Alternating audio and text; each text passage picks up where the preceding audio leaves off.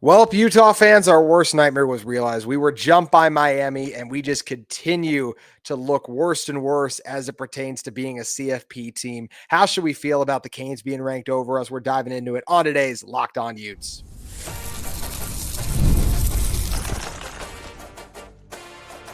You are Locked On Utes, your daily podcast on the Utah Utes. Part of the Locked On Podcast Network, your team every day.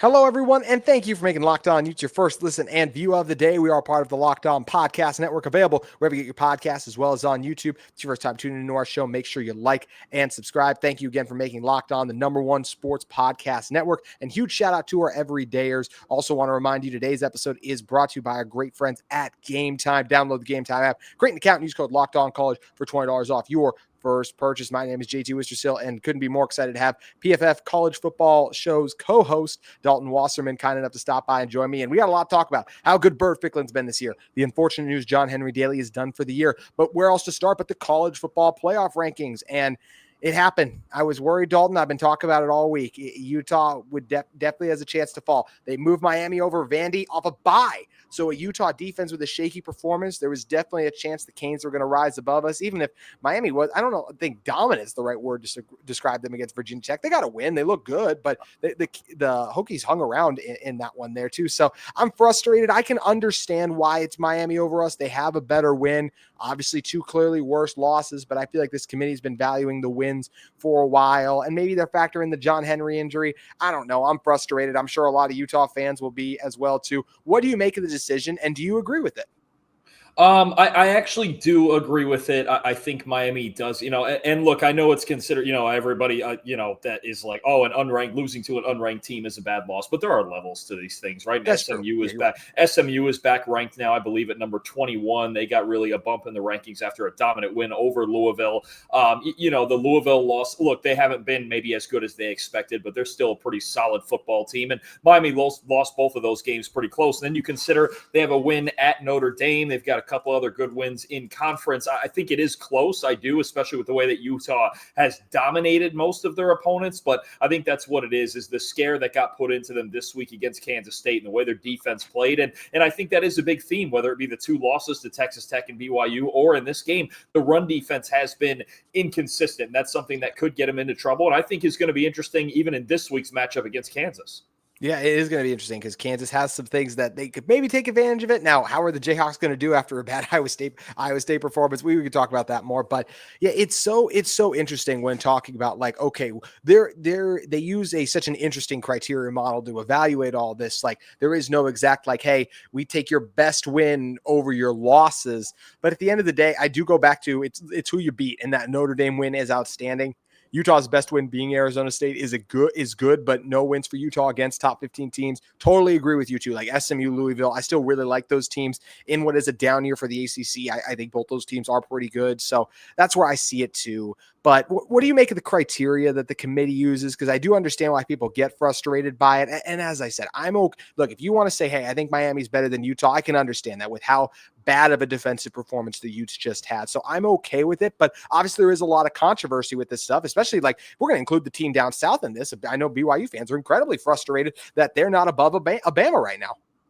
Yeah, no, I mean, it seems the problem with the criteria is week to week and team to team. We don't really know what it is, right? It's inconsistent. Is it okay? Is it the head-to-head? We're having that controversy with Notre Dame and Miami, right? And that would make a difference in Utah's at-large chances, having lost to BYU, right? It's going to be hard to jump them ahead of BYU or even Texas Tech if we get in that scenario. Is it head-to-head? Is it, they mentioned in the case of Alabama, will they struggle to run the football? Well, I look at a team offensively like Oklahoma. They've struggled to do everything offensively. So is it your offense? Is it your defense? Is it dominance? Is it point differential? Is it head-to-head? It just feels like every single team that gets brought up in these conversations, they have a different reason for placing them where they've placed them. So honestly, my opinion this week and even going back to last week is I think the top 8 is correct. I have no issue with any in the top 8. And then starting at number 9, it's a problem. And I think the reason it is a problem is because Notre Dame was way too high in the initial rankings. They were number 10 in the initial rankings when honestly the resume said they should have been probably number 15 or 16. So is it resume? Is it eye test? What's the balance? I just think the lack of consistency and the different explanations that we get for every single team. BYU, like you mentioned, having one loss. Well, strength of schedule. Okay. Well, what if there's another team with a softer strength of schedule with, 2 losses? Or is it the losses that matter more than the wins? Like in the case of Alabama, they're really hanging their hat on that Florida State loss in week 1. Well, we're not hanging our hat on the Miami win in week 1 either. What? So there's a lot that's inconsistent. That's my opinion on the rankings as they are. I think the top 8 is correct. And beyond that, it's a mess. And we are going to get 1 or 2 10-2 teams, maybe including Utah. They're going to be really upset about this process. And I do think the error started when Notre Dame was ranked, to me, way too high in the initial rankings. And you can't just drop them 4 or 5 spots after that. Then there's a real lack of consistency week to week. So it's tough right now. And I think we need, I don't know if it's more metrics or just a more defined way of judging these teams, but it feels inconsistent. It feels very inconsistent.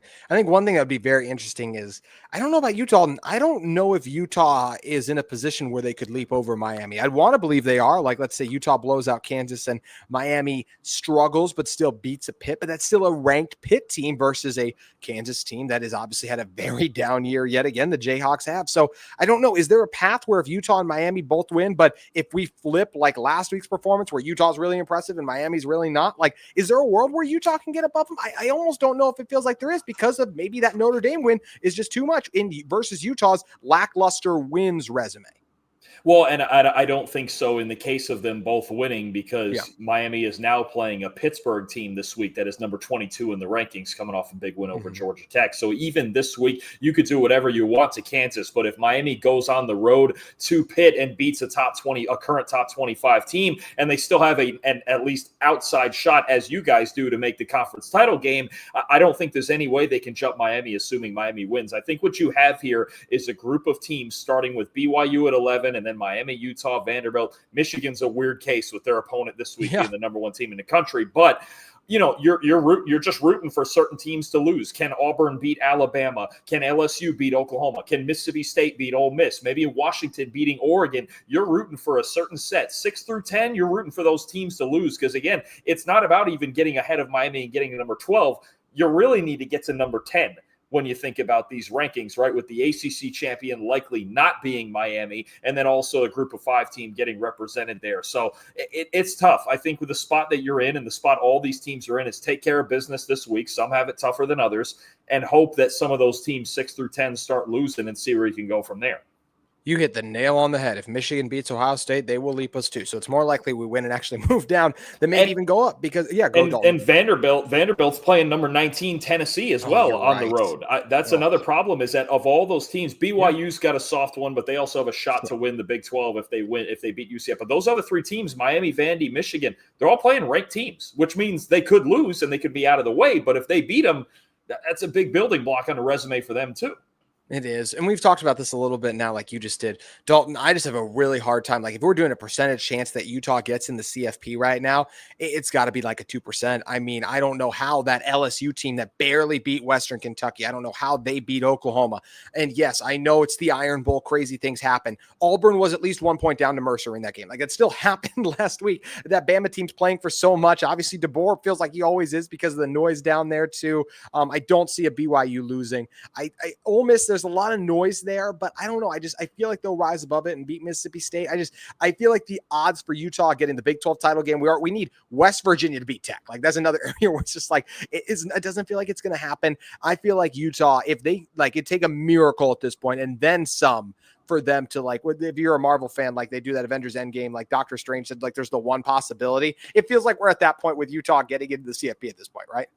There's a few teams I look at, though, that I go, there is at least a chance. I think Alabama, I actually went on our show earlier today and picked Auburn to beat Alabama. I do think it is on the table. There are certain things that Auburn has on their team between the run defense and the idea of a mobile quarterback. It's a problem for I think Auburn has a shot against Alabama at home. I do think Mississippi State has a shot against Ole Miss at home, especially with all the drama surrounding Ole Miss. And Oklahoma is just weird because you feel like you watch them every week and you go, okay, when is their offense going to cost them a game, right? Their defense is so good, but when are they going to lose the game 13-10? Is that coming in? LSU's defense is still outstanding. So I do think those SEC teams do have a chance to lose. And then there's the BYU factor of what do they do with them, assuming they beat UCF and they play Texas Tech again.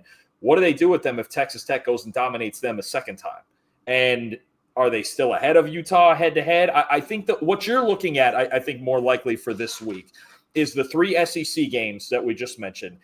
And look, Miami still has to go up to Pittsburgh and beat a good Pittsburgh team. Okay, that's going to be a hard-fought defensive game as well. You get, let's say, 3 of those teams to lose, which it sounds like a lot, but college football being what it is, and it's rivalry week, you never know. We get these kinds of things, this is why week to week, you just have to take care of your own business, right?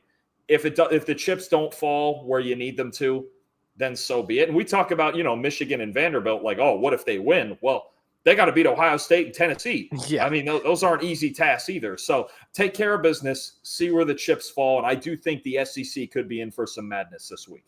Well, that's the hope if you're Utah, because unfortunately, I don't think you talked about a lot of teams with the upset chances. I don't see West Virginia. I don't see the Mountaineers doing it against Tech. Yeah, you're shaking your head too. So, I'm not in on that one. That one in Notre Dame, Stanford seemed pretty straightforward. Oh gosh, yeah, I forgot Notre Dame at Stanford too. So yeah, that's another one. Feel the same way. But at least there's one thing I can feel good about. It's how good Bird Ficklin has looked. I mean, he has had an incredible season. We're going to talk about just how rare this is for the true freshman. He's showing out the way he is in one moment. But first, this episode of Locked On Utes is brought to you by our friends at FanDuel Sportsbook. The NBA is back, and there's no better place to get in on the action than FanDuel, the official sports betting partner of the NBA. Even if you missed the start of the game or want to ride the hot hand, FanDuel has live bets on everything from who will score next to fourth quarter comebacks. Plus, you can even combine your live bets into a same-game parlay for a shot at a bigger payout. It keeps every game exciting, especially when your team's making that late push. Right now, FanDuel is giving new customers $300 in bonus bets when your first $5 bet wins. You can head to FanDuel.com to sign up today and play your game with FanDuel, the official sports betting partner of the NBA. And it's not just the NBA, it's college basketball, it's college football, it's of course the NHL is back too, and the NFL. Plus, how about the Utah Utes, favored by 11.5? I think they're going to win by more than that. This Kansas team is struggling, but however you feel, make sure you head over to FanDuel Sportsbook today. Dalton, I have loved watching Bird Ficklin play football. I cannot believe how good the true freshman has been. I mean, every time he touched it, he basically got in the end zone. It feels like these last couple of weeks, too. The fact that as a true freshman, he's made his way onto the field. And I honestly thought against Kansas State in the second half, they should have used him more. They found a way to win. But every time he touched it, he's just taken off and going flying, too. Like, we're focused on how special this is in Salt Lake City. But you have a national view. Like, to see a true freshman being able to juke and make guys miss like he is, this feels like a big deal for us. Do you view it as something special brewing at the future QB position in Salt Lake City? It is a big deal, and especially when you look at how much Jason Beck wants to obviously Utah's a run-first team. They're as heavy a run-first team as anybody in the country, right? And I love Devin Dampier. I love what he did at New Mexico, and I think he's been really good for the most part this year, right? And he's the better passer of the two. But the dimension that Fickland has added with his speed and his ability to break those big runs, it's been so valuable. I mean, think about it. Here's some of the numbers I have. And now when we do these rushing numbers, we take out sacks because we count it the right way. Yes, you do.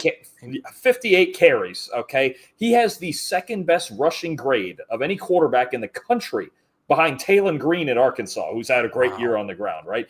18 explosive runs of 10 or more yards on 58 carries. Let me put this into context. If you're getting an explosive run 20% of the time, let's say he had 11 or 12 out of 58, you'd be having a fantastic time out there. 18 out of 58 is ridiculous. And I think that's what it just speaks to what Utah wants to be. The explosive plays. You might not think of them as high flying and throwing for 400 yards and doing all of that, but when they create these explosive runs on the ground, it's so demoralizing to an opposing defense. And now that you have two different quarterbacks who can do it at any time, and Fickland with just some special rushing ability, it is exciting for the future. And even if they're going to continue to just use both of them, and I think it's, 6 or 7 different guys have taken a snap at quarterback, whether it's Wildcat or the two quarterbacks or whatever, it just adds another dimension. And it's so hard for opposing defenses to prepare for everything that's coming in all these different packages. He has 54 carries to Naquari Rogers' 95. He has over 100 more rushing yards than Naquari Rogers now. He's at 496, Rogers at 376. And I just look back at last week, like 10 touchdowns on the season for every time he touches the ball. Like Colorado's bad, but still, like, to do what he did against them, the explosive runs, the athleticism, like out of a true freshman too. And, he's not a great passer yet, but that's what's nice is it feels like he has a whole nother year to grow and develop that too. Him and Dampier have a great relationship reportedly too. Like, he's also in the perfect system for him, as you just mentioned, Dalton. Like, I don't look at Bird Ficklin, I go, if he was here, then he'd really be doing this. No, like, this is as good as it gets. I feel like he's going to stay. I think Devin will stay as well too. And I think it is a dual threat monster. It's always like, how do you use that if you're Utah? It's a slippery slope. You got to be careful how you navigate it, but you've got to keep this guy on the field. He'll play a lot against Kansas, and I'm excited to have him keep playing in the next year too, because he's just too special with the ball in his hands to just say, no, you're a traditional backup quarterback.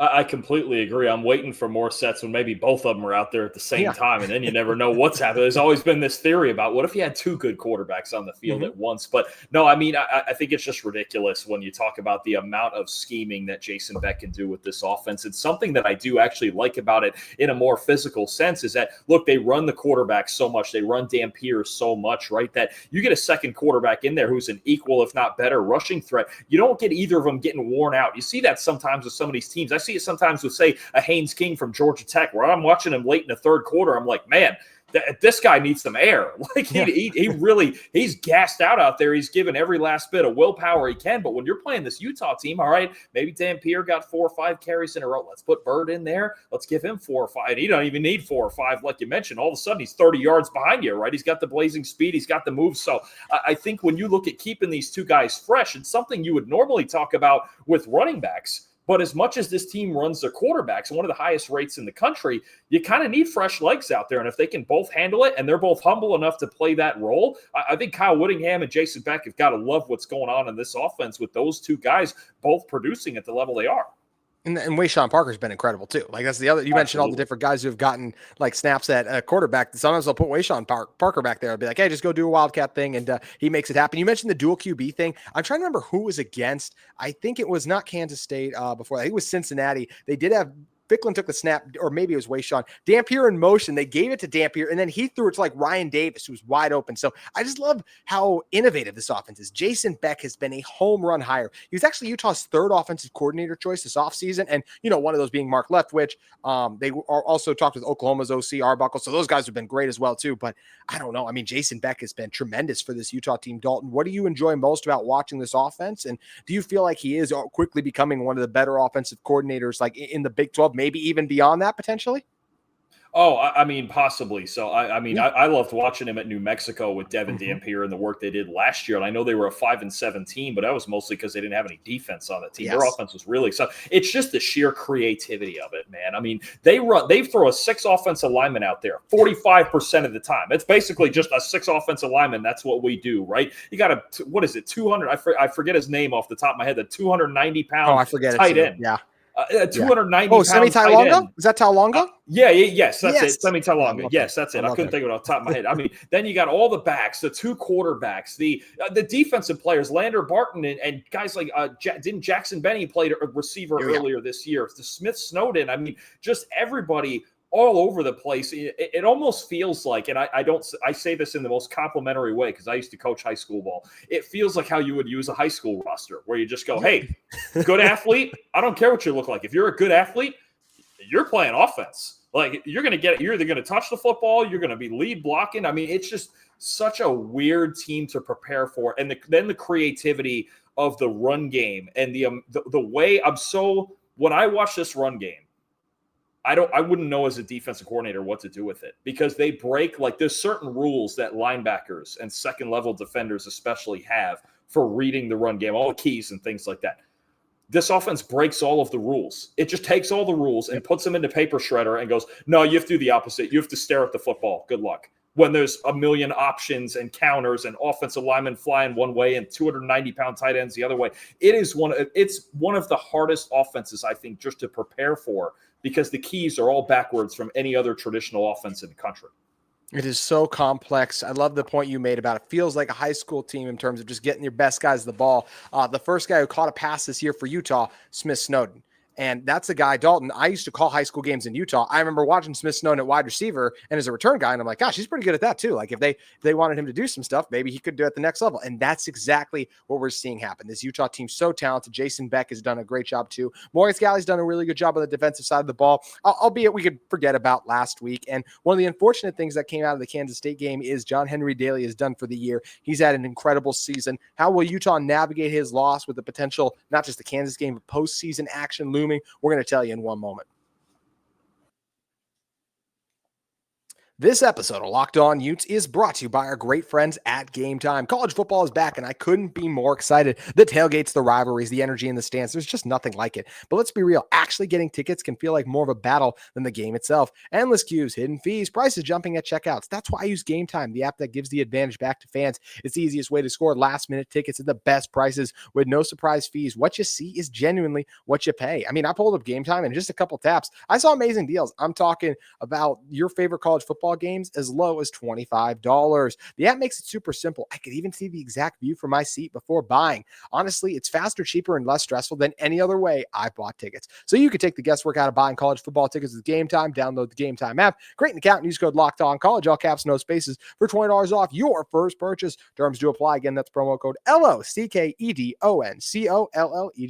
for $20 off. Swipe, tap, ticket, go. Download Game Time today. One of the biggest surprises this Utah football season for me, Dalton, has been just how good John Henry Daly's been. I think he's been one of the best pass rushers in the Big 12, maybe even being beyond that in some ways, just with the energy and levels and the efforts he brings. 11.5 sacks on the season, and the pressure rate has always been there, which is something you could talk about more in a moment. And he's out for the year, and that really hurts this Utah team. We just talked about it. They're probably not Big 12 title game bound. I don't think they're college football playoff bound, but even whatever bowl game they're in, this is a massive loss, and it is an ACL, so we'll see how that would potentially that means for the start of next year as well too. But he's just had an incredible season, and my heart hurts for the person and the player that he doesn't get to continue to do what he's doing, especially because he might have even had a guy who had some NFL chances. I mean, he's probably coming back to Utah now, which is good for the Utes, but I hate that he doesn't get the opportunity to potentially go off to the next level, because he's just been a fantastic player this year, Dalton. No, he's been outstanding. I mean, here's how good he's been. We have our pass rush grades over here at PFF. He has the third best pass rush grade in the entire country of any edge defender. Second in the Power 4 behind Texas Tech's David Bailey, who's having a legendary year down there, the way he's leading that defense. But you're talking about a guy, you mentioned 11.5 sacks, 47 pressures that you're missing, multiple pressures in every single game. And I mentioned that 93.1 pass rush grade. It does not get much better than that. And the problem for this Utah team is that, like you mentioned, he was the guy. I like Logan Fano on the other side. There's not a whole lot of interior push, especially when they only send 4. John Henry Daly was the guy. I almost equate it to this version of, like last year when the Detroit Lions, when Aiden Hutchinson got hurt. And then after that, the pass rush just absolutely cratered without him. And you're seeing the impact of having him back this year. It's that level of impact for this team, that he was so far and above any other pass rush option they had, that I do think even just this week in this Kansas game with Jalen Daniels and the amount of playmaking that he likes to do back there, breaking the pocket, it could even have a big impact this week. This guy was their best defensive player, and you just hope, like you mentioned, he makes a full recovery, and if he's coming back next year, he gets back to the way he's been playing this year. Yeah, because he is, like I said, if he can get back to that level, there's going to be a lot of NFL teams that'll be interested in his services. So we wish him a fast and speedy recovery. But in the meantime, Dalton, this Utah defense has to turn things around quickly. What did you make of one of the worst defensive performances I've ever seen from this Utah defense? And how quickly do you think they can get it right against Kansas? Because I do think they'll bounce back in some ways. Just I'm not used to seeing a Morgan Scalley defense be that bad. But no John Henry Daly. You mentioned some of the things Kansas does well. That's concerning to me. So what do you think at this Utah defense going up against Kansas, and can they fix a lot of the issues that were there last week?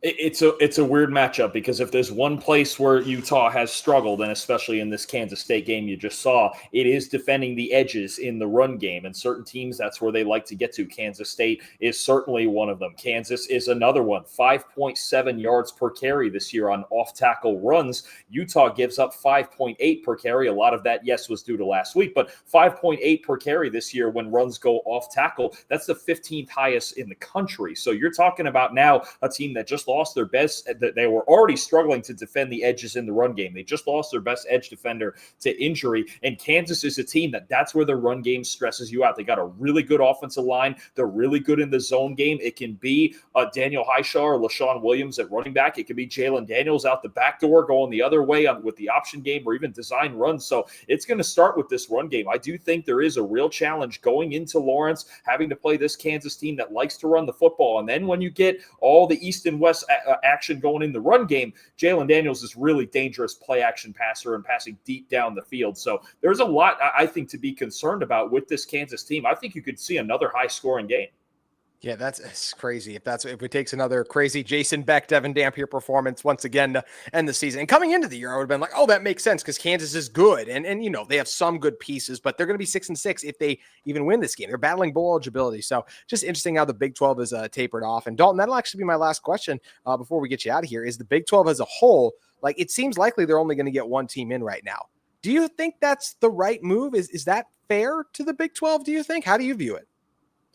The one team that it would not be fair to, in all likelihood, for much as your fans will hate to hear this, is probably BYU. And there are some good wins. Look, they beat Utah. They beat Cincinnati. I was at the game last week. Cincinnati's a good football team, and they beat them. And they've taken care of business at every step of the road. Arizona is ranked now, and BYU beat Arizona in Arizona, right? So there's some good wins on the schedule.